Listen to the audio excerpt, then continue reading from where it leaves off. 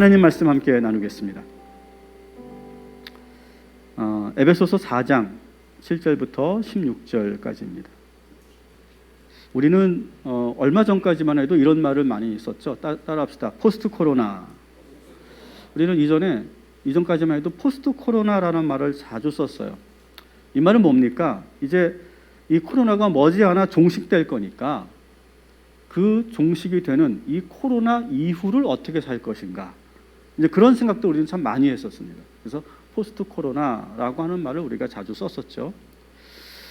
그래서 보통 우리 교회도 코로나가 종식될 때까지 온라인 예배를 드리면서 잠시 모든 현장 예배와 그리고 사역을 잠시 중단하고 기다리자, 이런 마음으로 우리가 살아왔죠. 포스트 코로나를 살아왔어요.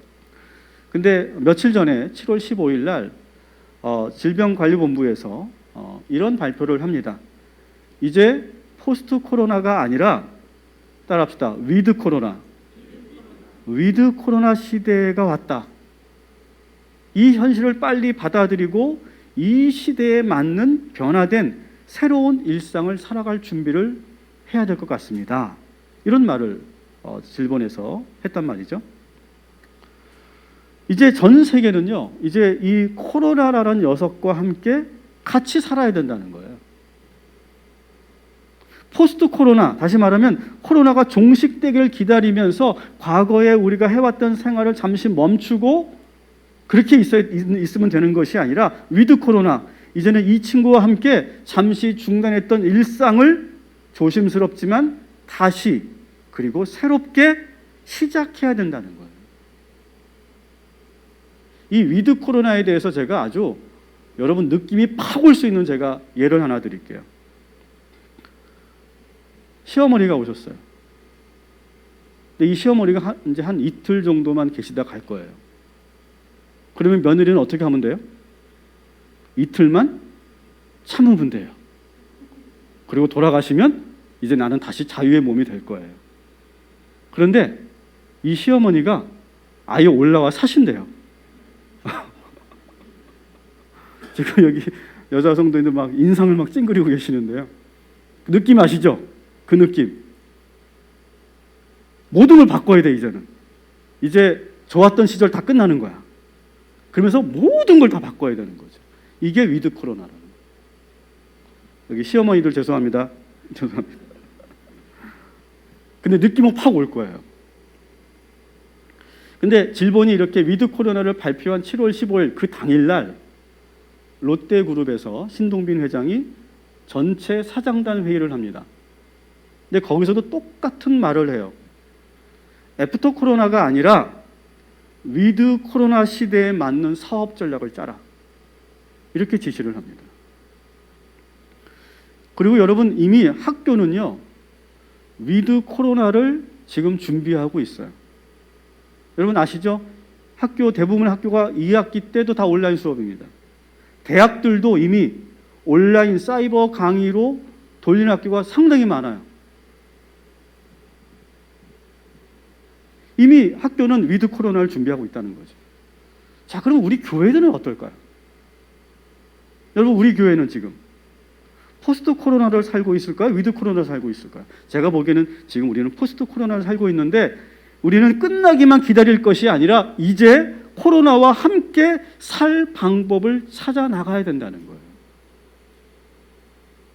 저는 오늘 이 말씀을 들으면서 우리 교회뿐만 아니라 여러분 각자가 이제 생각을 바꿔야 될 때가 왔다고 저는 생각해요. 빨리 끝나라. 언제 끝나지? 이제 끝나야 내가 뭔가 다시 시작할 텐데, 그런 생각하면 안 된다는 거예요. 이제는 같이 쭉 우리는 이제 코로나와 함께 사는 방법, 그러면서 과거에 우리가 해왔던 것들, 놓치지 말아야 될 것들, 잠시 중단했던 것들을 다시 시작해야 돼요. 그런데 새롭게 해야 돼요. 우리 교회도 이제는 위드 코로나를 살아야 된다는 거예요. 사도 바울은 옥중에서 그 당시 에베소 교회가 가지고 있었던 문제들에 대해서 어떻게 대처해야 될지를 가르쳐주고 있어요. 하나하나. 여러분 1장부터 3장까지는 어떤 겁니까? 에베소 교회는 무엇보다 그 교회가 갖고 있는 가장 문제가 뭐냐면 복음이 취약했어요. 그래서 복음을 다시 정립할 필요가 있었다고요. 그래서 1장부터 3장까지는 복음의 핵심, 복음의 진수를 가르치는 거예요. 왜냐하면 이 에베소 교회는요, 거짓 교사들이 참 많이 있었어요. 그리고 그 거짓 교사들의 가르침에 자꾸 흔들리고 혼란을 느꼈어요. 14절 한번 같이 읽어보겠습니다. 시작. 이는 우리가 이제부터 어린아이가 되지 아니하여 사람의 속임수와 간사한 유혹에 빠져 온갖 교훈의 풍조에 밀려 요동하지 않게 하려 함이라. 아멘. 여러분, 이게 복음이 약하면요, 복음이 딱 정립이 되어 있지 않으면요, 이게 이단이 하는 말인지 진짜인지 이걸 잘 구분을 못해요. 그러니까 신천지에 왜 빠져요? 복음이 없어서 그래요. 복음이. 확고한 복음이 정립되면 그 어떤 거짓 교사의 그 유혹과 그 말에도 흔들리지 않게 되거든요. 근데 이 에베소 교회는 이 복음이 제대로 정립되어 있지 않으니까 거짓 교사의 말과 세상 풍조에 흔들리고 요동치는 거예요. 그래서 복음을 심도 있게 다룬 것이 1장부터 3장까지 내용이고, 그리고 지난주 우리가 봤던 것처럼 4장 1절부터 6절까지는 이 복음이 약하면 또 뭐가 되기 쉽냐면 하나가 되기 어려워요. 다 뿔뿔이 흩어지고 서로가 사랑하지 않는 그런 관계가 되거든요. 복음이 있어야 되는데. 그러니까 복음의 능력이 부족하니까 교회가 하나가 되지 못해서 사도 바울이 사랑의 띠로, 그리스도의 평안에 매는 줄로 성령이 묶어주시는 그 사랑의 띠로 하나가 될지라, 이렇게 말하죠. 그러면서 이 사랑의 띠가 계속 유지되기 위해서 네 가지를 말씀하셨잖아요. 그죠? 네 가지. 첫 번째 뭐죠? 겸손과 온유와 오래 참음과 사랑의 용서. 이것을 계속 복음의 실천을 통해서 그 끈을 이어가야 된다, 이렇게 말하고 있었죠. 그리고 그 연장선상에서 오늘 사도 바울은 교회 안에 있는 모든 성도들이 반드시 해야 할 일, 이것을 지금 지시하고 있는 거예요. 오늘 본문 4장 12절을 한번 같이 읽겠습니다. 그것은 성도들을 준비시켜 봉사의 일을 하게 하고 그리스도의 몸을 세우게 하시려는 것입니다. 아멘. 무엇보다 이 에베소 교회에 시급한 것은 뭐냐? 복음을 잘 가르치고 양육하는 지도자들이 무엇보다 필요했어요. 그래서 모든 교회 성도들이 교회를 세워가는 일, 그리스도의 몸인 교회를 세워가는 일에 모두 참여해서 봉사하는 그런 교회가 되어야 된다. 그런데 그럴 때마다 하나님께서 은사를 부어주시는데 이 에베소 교회에게 지금 당장 필요한 은사가 있었다는 거예요. 여러분, 성경을 보면요, 신약 성경을 보면 특별히 그 교회들마다 은사를 내려주시는데 그 은사가 같은 것 같으면서도 조금씩 달랐어요. 왜 그런지 아세요? 그 교회의 상황이 조금씩 달랐기 때문에 그래요. 성경에 보면 은사를 부어주신 교회가 세 교회가 나오는데 지금 우리가 보고 있는 에베소 교회와 고린도 교회와 로마 교회, 이 세 교회에게 각각 은사를 주시는데 그 은사가 조금씩 다르거든요. 근데 그 이유는 뭐라고요? 그 교회의 각 현재의 상황에 따라서 은사가 조금씩 달랐어요. 한번 요거를 도표로 한번 보시겠습니다. 그래서 오늘 우리가 보고 있는 이 에베소 교회는요, 어떤 은사가 은사를 주셨습니까? 사도의 은사, 예언의 은사, 복음 전도의 은사, 목양의 은사, 가르치는 은사. 여러분, 이 에베소 교회에 부어주신 은사의 특징이 뭘까요? 공통점이 뭘까요? 다 복음과 관련되어 있는 거예요.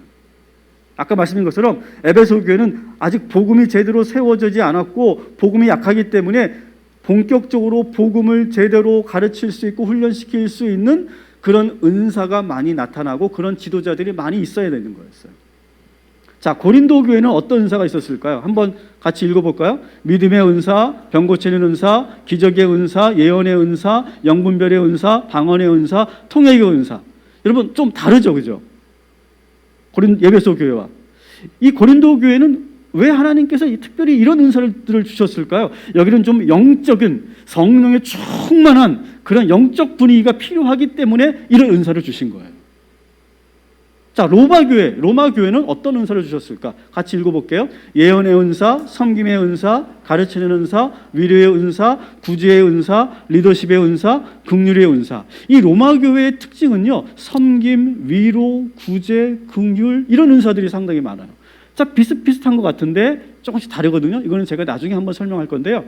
어쨌든 이 로마 교회에게 필요한 것은 뭐냐면 지금 약하고 도움이 필요한 사람들에게 지금 줄 수 있는, 아마 로마 교회는 아마 이러한 공동체였던 것 같아요. 이런 도움을 받아야 되고 또 주변에 있는 사람들에게 긍휼을 베풀어야 되는 그런 교회적인 상황이 있었던 것 같아요. 그래서 이런 은사를 부어 주신 거죠. 저는 이 말씀을 보면서 그렇다면 지금 현재 우리 동탄구배 교회에게는 하나님께서 어떤 은사를 주실까? 지금 우리 교회의 상황이 지금 상황에 맞게 하나님께서 은사를 주실 텐데 과연 어떤 은사를 주실까? 저는 그렇게 기도했습니다. 주님, 우리 현재 우리 교회에 필요한 은사를 저희들에게 부어 주시옵소서. 여러분 그렇게 기도해 주시기 바랍니다. 여러분 현재 우리는 이 팬데믹 상황 때문에 모든 부서와 모든 사역이 중단돼 있죠. 그죠? 특히 우리 교회 학교는요, 3월부터 단 한 번도 예배드리지 못했어요.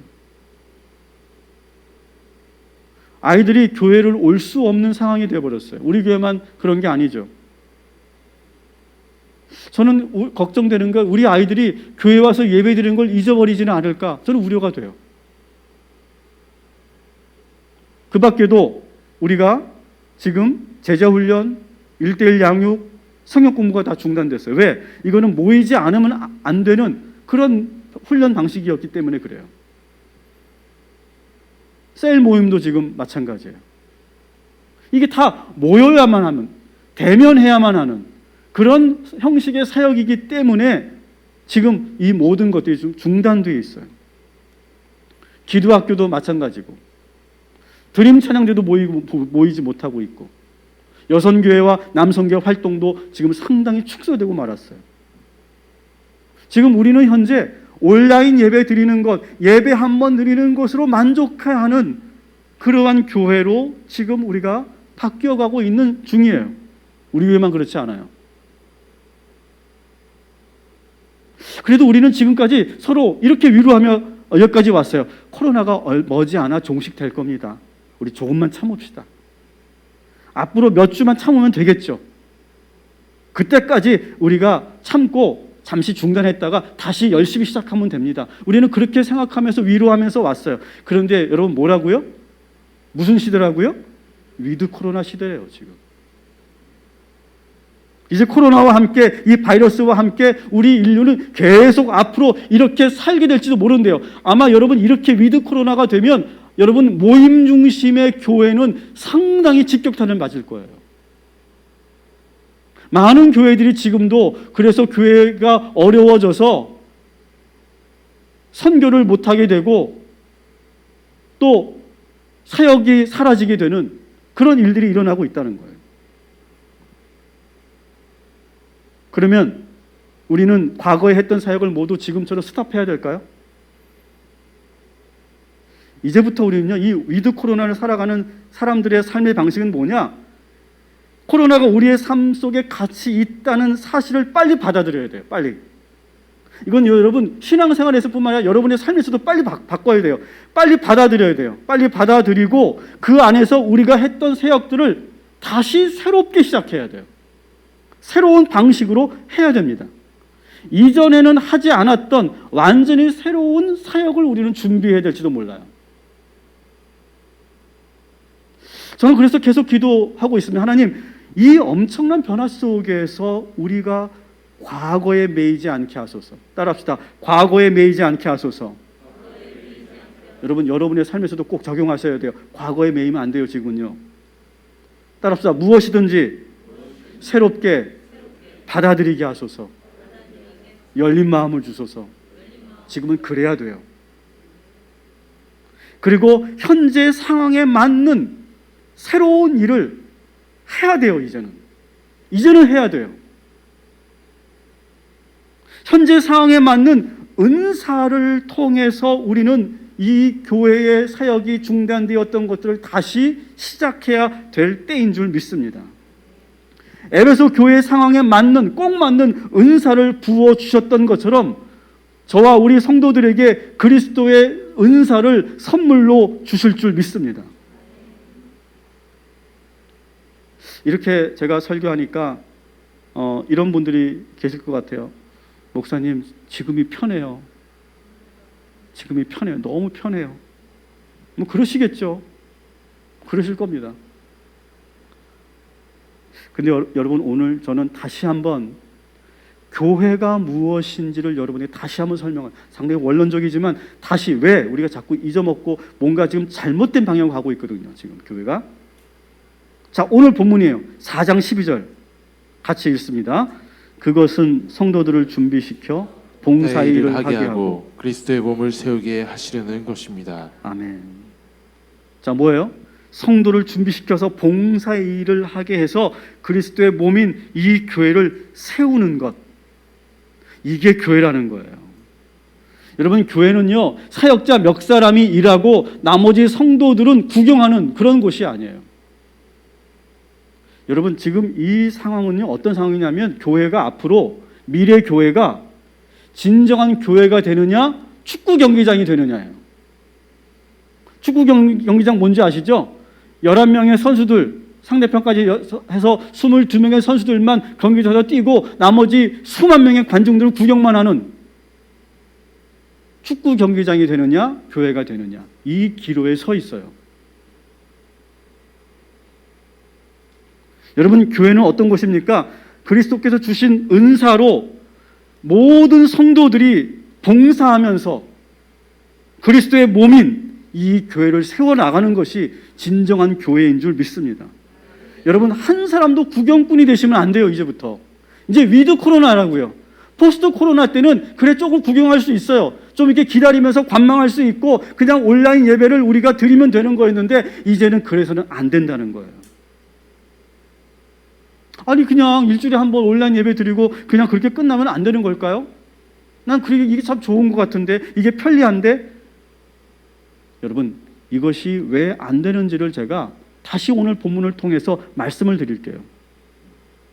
이렇게 내가 편안하게 축구 경기장의 관중처럼 그렇게 일주일에 한 번 이렇게 온라인 예배 드리는 것으로 우리가 만족하게 되면 영적으로 어떠한 변화가 일어나는지. 자, 13절 15절 같이 읽겠습니다. 시작. 우리가 다 하나님의 아들을 믿는 것과 아는 일에 하나가 되어 온전한 사람을 이루어 그리스도의 장성한 분량이 충만한 데까지 이르리니 오직 사랑 안에서 참된 것을 하여 범사에 그에게까지 자랄지라. 그는 머리니 곧 그리스도라. 아멘. 받은 은사를 가지고 교회에서 봉사를 해야만 뭐가 생겨요? 믿음이 생겨요. 아니에요, 목사님. 저는 이미 믿음이 딱 자리 잡혀 있어요. 저는 믿음이 흔들리지 않아요. 저는 한 번도 내가 예수님에 대해서 의심한 적이 없고요. 저는 믿음이 든든해요. 착각이라는 거예요. 받은 은사를 가지고 교회에서 봉사하면서 이 교회를 세워가는 일을 하지 않으면 서서히 나의 믿음에 힘이 빠져나간다는 거예요. 아닌 것 같은데? 그런 분들이 계실 텐데 제가 한 번 더 예를 드릴게요. 죄송합니다. 우리 여기 장로님, 권사님들이 계시는데 제가 나이 얘기해서. 근데 이제 저도 나이 얘기해도 되는 나이죠. 근데 제가 나이 들면서 크게 느껴지는 게 있어요. 저도 운동을 좋아하니까 운동을 열심히 하잖아요. 그러면 근력이 생겨요. 다리에 힘도 생기고 근력이 생겨요. 근데 한 이틀만 안 해보면 어떻게 할까요? 금방 빠져버려요, 근력이. 이거 젊은 사람들은 모를 거예요. 금방 빠져요. 금방 힘이 빠져버려요. 근데 내 느낌은 어때요? 난 아직 젊은 것 같은데? 난 아직도 방랑적인데? 잘못 적절치 않은 예를 지금.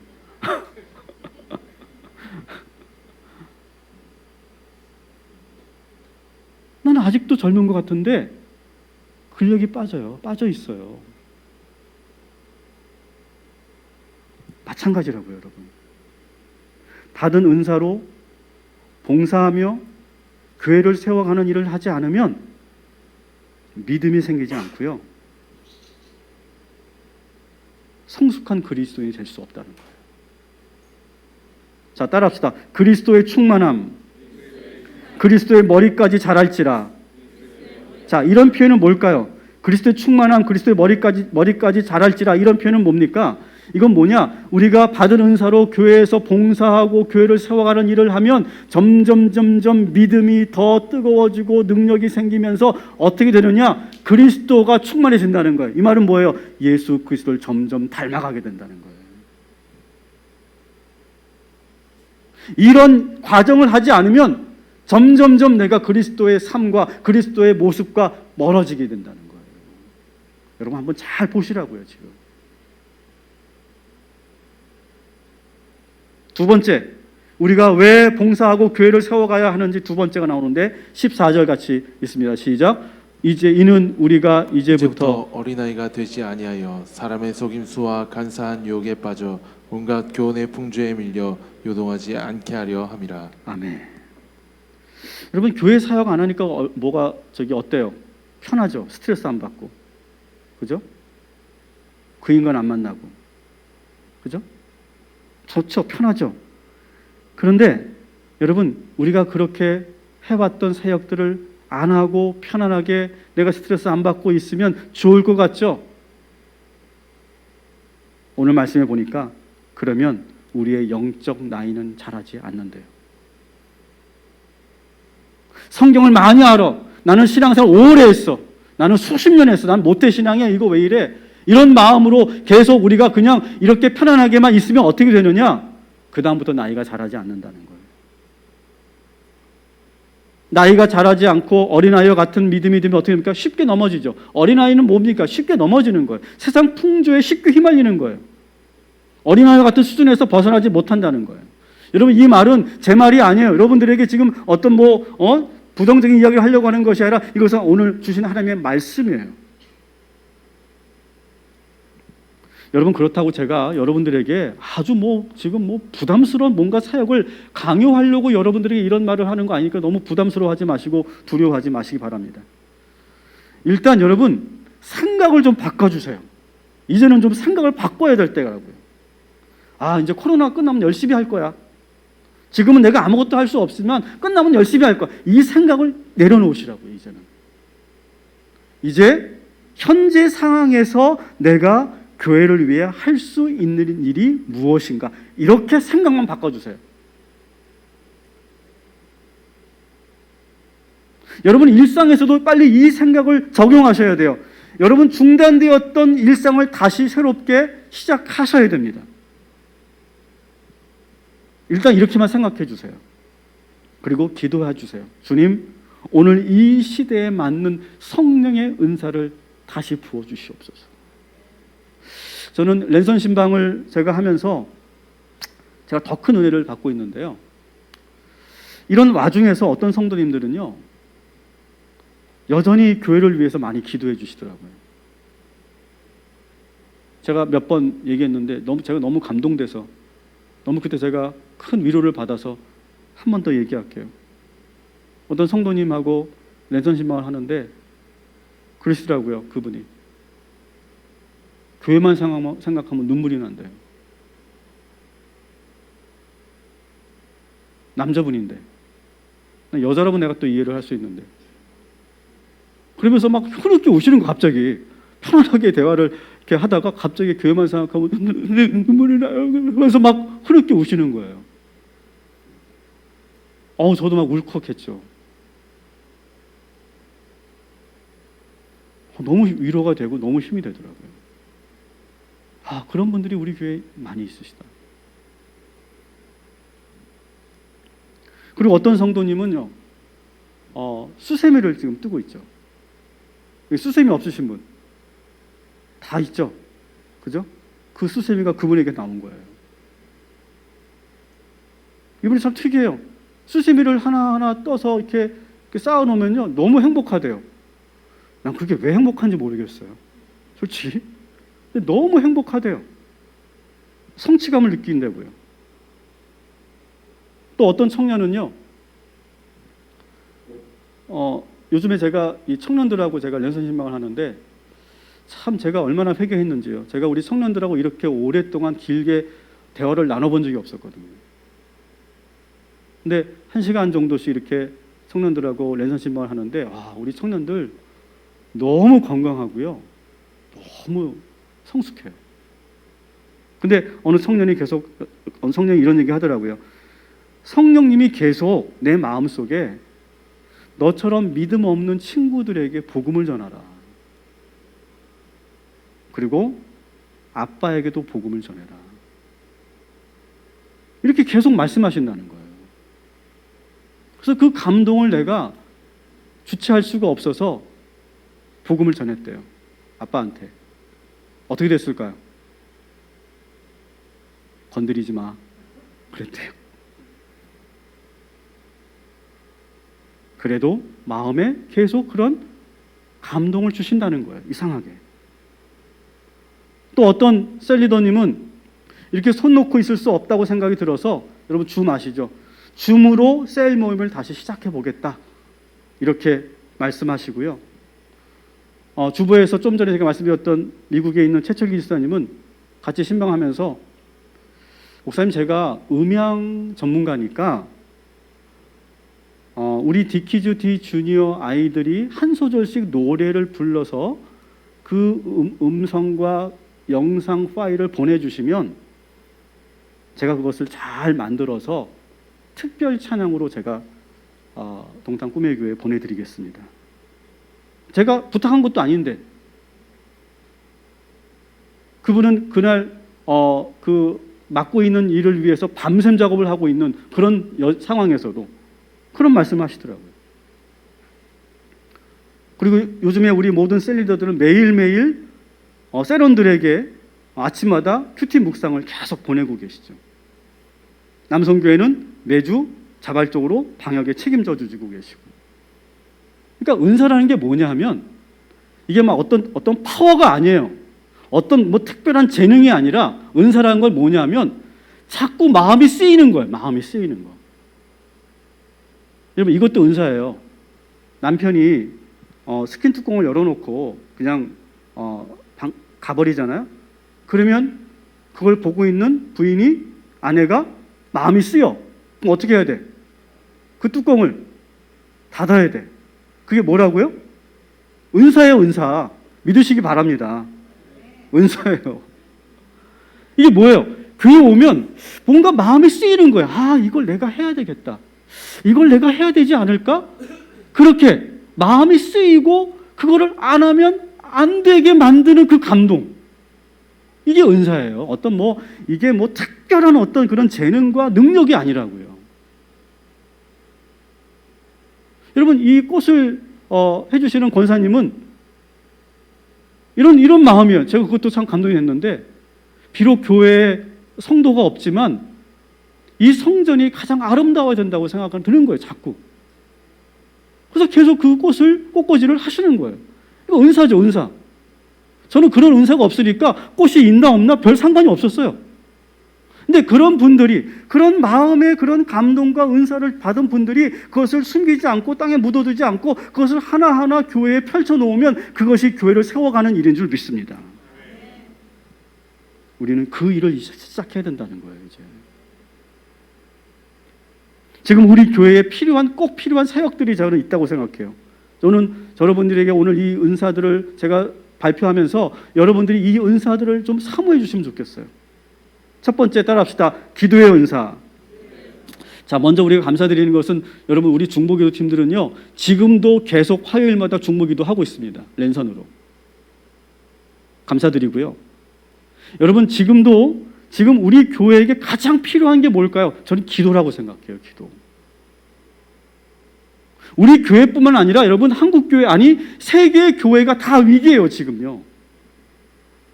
지난주에는 젊은 목회자들이, 목사님, 저희들이 이 상황에서 어떻게 목회해야 될지 모르겠습니다. 좀 가르쳐 주십시오. 뭘 알아야지, 내가. 나도 경험한 게 있어야지. 어쨌든 만나자. 만나서 같이 우리가 이 어려운 상황에서 어떻게 목회를 해야 될지 여러 가지 이야기를 한 3시간 나눴는데, 근데 제가 마음이 아팠던 것은 이제는 목회를 어떤 방향으로 가야 될지 방향을 잃어버렸다는 거예요. 그러지 않겠어요, 여러분? 그리고 그 자리에 선교사님 한 분도 계셨는데, 말할 수 없는 그 공개될 수 없는 현지에 계신 선교사님인데, 그 선교사님이 한국에 들어왔다가 지금 들어가지 못하는 거예요. 들어갈 수가 없죠. 그리고 홀이라도 들어갔다고 해도 이미 이제 이 정부와 국가가, 그날의 정부 국가가 모든 것을 다 감시하고 있대요. 그래서 이미 신분이 노출됐을 거라는 거예요. 그래서 들어가면 더 위험하거나 다시 곧바로 추방될 수도 있다는 거예요. 자, 그러면 그 선교사님은 이제 어떻게 해야 될까요? 사역을? 길이 없어요, 지금 길이. 여러분, 꼭 기도해 주시기 바랍니다. 지금 제일 필요한 건 기도의 은사예요, 기도의 은사. 두 번째, 따라합시다. 사랑의 은사. 지금 우리가 지금 만나지 못하잖아요, 그죠? 대면하지 못하니까 지금 우리가 가장 필요한 것은 사랑의 은사인 것 같아요. 더 적극적으로, 더 자주 다가서주는 누군가가 필요해요, 지금은요. 더 많이 문자하고, 더 많이 우리가 댓글 달고, 제가 여러분들에게 자꾸 댓글 달자 하는 것도, 이것도 아무것도 아닌 것 같고 자꾸 귀찮게 하는 것처럼 느껴지시겠지만, 여러분, 이것도 힘이 되고, 이것도 누군가에게는 꽉 붙잡아주는 끈이 되는 줄 믿습니다. 문자로라도 더 많이 사랑한다고 표현하고, 자주 안부 묻고, 전화로 더 많이 대화하고, 섬세하게 우리 성도들을 챙겨주는 그 누군가가 있어야 되겠죠. 저도 랜선 신방을 하면서 최선을 다할 테니까 우리 여기 평신도 지도자 여러분들도 좀 더 많이 적극적으로 해주시기 바랍니다. 특별히 우리 셀리더분들, 우리 남성교회, 여성교회 회장님들 더 많이 소통하고, 뭐 작은 그런 좋은 글이라도 좀 보내주시고, 사랑합니다라고 하는 그런 이모티콘이라도 하나씩 보내주시고, 뭐 커피라도 한 잔 여러분 선물로 쏴주시고, 여러분, 그렇게 하면서 우리가 지금 함께 하는 것이 필요하고, 이런 사랑의 은사가 모이면 우리 교회가 그 어떤 위드 코로나에서도 승리하게 될 줄 믿습니다. 세 번째, 따라합시다. 전도의 은사. 여러분, 전문가들이 말 필요 없죠. 여러분, 앞으로 선교와 전도 될까요? 어떻게 생각하세요? 선교와 전도. 할렐루야, 주님 예수를 믿으십시오 하고, 여러분, 이거를 가까이 1m 앞에 가까이 다가가서 준다고 생각해 보세요. 모든 사람들에게 어떻게 반응할까요? 상당히 혐오스럽게 볼 거예요. 뭐야 이거? 저 더러운 손으로 뭘 주는 거야? 그렇게 반응하지 않겠어요, 여러분?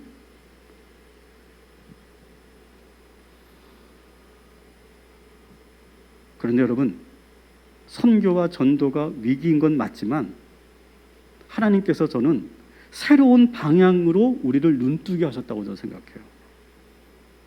여러분, 우리가 이 온라인 예배를 드리면서 우리 아마 권사님들도 많이 이제 접하셨을 텐데, 이 유튜브라고 하는 이 플랫폼을 한번 보세요.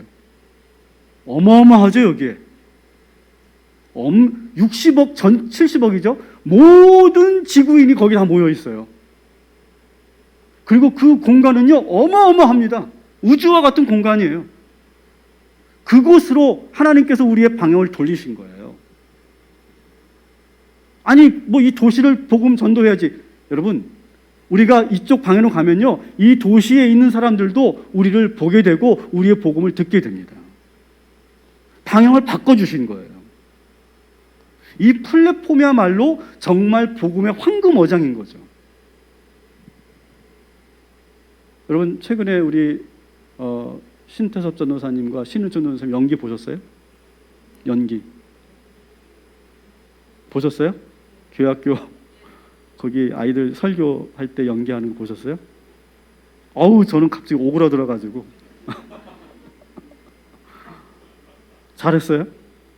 아마 저분들도 깜짝 놀랐을 거예요. 나에게 이런 은사가 있는지. 이제는요, 제가 그래요. 우리 전도사님들한테 내 안에 나도 몰랐던 잠재된 은사가 나와야 된다. 지금까지는 그냥 성경 많이 보고 기도 많이 하고 설교 좀 잘하면 되는 시대였는데, 이제는 아니라는 거예요, 여러분. 새로운 은사가 개발되어야 되고, 내 안에 잠재된 원래 하나님 주신 거거든요. 그것이 끌어 나와야 된다는 거예요. 여러분 얼마든지 여러분 우리 랜선 전도로 복음을 전할 수 있어요. 복음의 문이 닫힌 게 아니라고요, 여러분. 따라합시다. 전도는 자신감입니다. 여러분 전도의 은사를 제가 다시 한번 보니까요. 전도의 은사를 가졌다라고 하는 사람들은 어떤 사람들이냐면 자존감이 회복된 사람들이더라고요. 자존감이 높아진 사람들이더라고요. 뭘 보고 알 수 있느냐? 따라합시다. 내가 믿는 하나님에 대해서 자신감이 있는 거예요. 내가 영접한 예수 그리스도에서 자신감이 있는 거예요. 왜? 확실한 분이니까. 살아계신 분이니까. 그러니까 전하는 거예요. 내가 가짜라고 생각하면, 그리고 내가 자존감이 낮으면 자식이 전할 수 있겠어요? 못 전하죠. 내가 믿고 있는 이 복음이 진리라고 자신이 있으면 전하는 거예요. 형제님, 예수 믿으셔야 됩니다. 여보, 예수 믿어야 돼. 이렇게 말할 수 있는 거예요. 왜? 자신이 있으니까요. 확신이 있잖아요. 내가 다니는 교회에 대해서 자신감이 있으면 전할 수밖에 없는 거예요, 여러분. 그래서 이 전도의 은사는요, 자신감, 자긍심을 북돋아 주는 거죠. 그래서 여러분 전도의 은사를 사모하세요. 전도를 할 수 있고 전도의 은사를 갖고 있다는 것은 나에게 지금 자존감이 쭉 올라왔다는 얘기거든요. 여보, 이 설교 한번 들어봐. 아이, 싫어. 들어보라니까. 자신 있게 말할 수 있는 거예요. 안 들어. 그래도 상처받지 않는 거예요. 흔들리지 않는 거죠. 왜?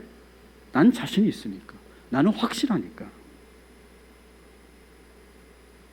여러분, 전도의 문은 절대 막히지 않았어요. 네 번째 따라합시다. 섬김의 은사.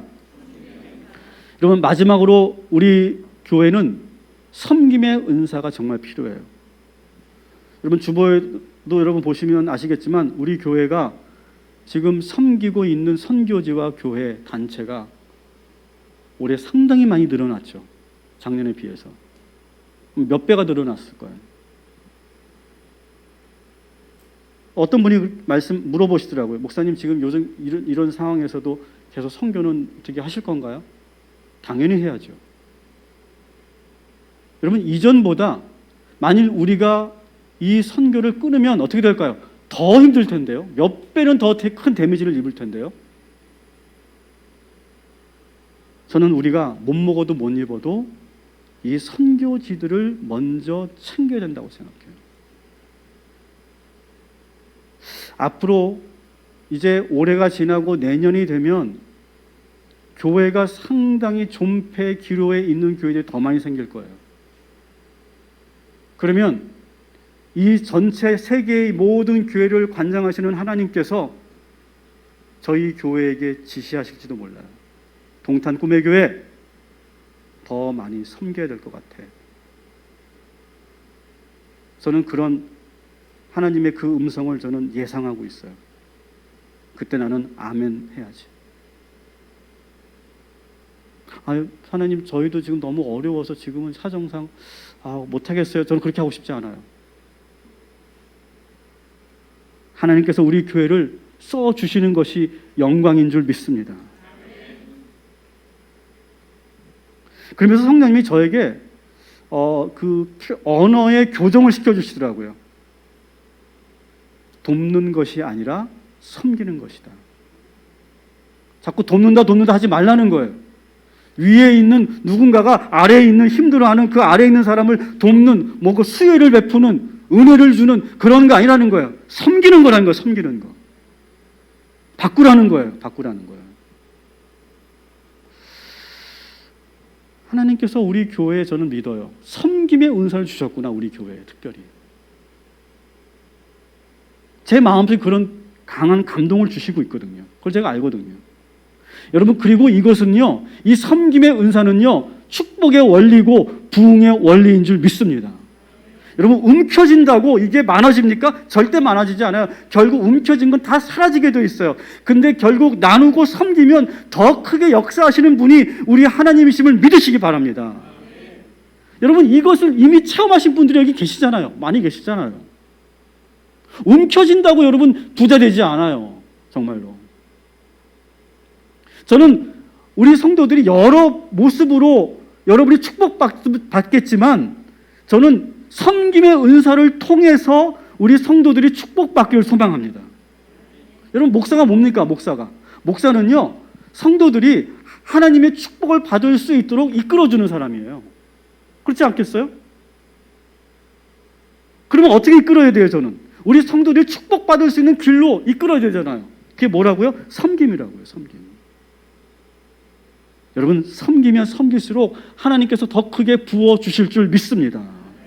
힘들다고 위축된다고 우리가 더 나만 생각하고 자기중심적으로 가면 갈수록 우리는 결국 우리가 가지고 있는 그 알량한 것들도 다 잃게 될 거라고요. 축복의 원리를 여러분 사모하시기 바랍니다. 말씀을 정리합니다. 여러분, 우리 성도님들에게 저는 부탁드립니다. 성령님께서는 이 은사 말고도 다양한 은사들을 부어주실 거예요. 그리고 현재 여러분이 가지고 있는 것으로도 얼마든지 우리 교회를 세워나갈 수 있어요. 은사는 뭐라고요? 자꾸 눈에 보이는 거. 이거를 내가 해야 되겠다. 자꾸 눈에 보이는 거. 그게 은사예요, 은사. 여기 혹시 글 잘 쓰시는 분 계시면 연락 주세요. 글씨 잘 쓰시는 분, 노래 잘하시는 분, 악기 다루시는 분, 순종 잘하시는 분, 사진 좋아하시는 분, 레크레이션 옛날에 강사였던 분들, 운동 좋아하시는 분들, 아주 캠핑 잘하시는 분들, 스포츠 잘하시는 분들, 게임 잘하시는 분들 와요. 하여튼 어떻게든 써먹을 테니까. 수납 정리 잘하시는 분들, 뜨개질 잘하시는 분들, 나 그런 거 아무것도 없어. 다리 튼튼하신 분들, 괜찮아. 연락만 주세요. 여러분들이 어떤 자리에서든 교회를 세워가는 일이라면 하나님께서 더 크게 부어주시고 사용하여 주시고, 그래서 여러분 모두를 축복의 길로 인도하여 주실 줄 믿습니다.